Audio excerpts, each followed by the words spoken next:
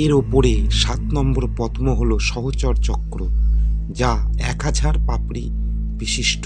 এই চক্র ব্রহ্মরন্ধ্রে ওপরে অবস্থিত মহাশূন্যে স্থিত।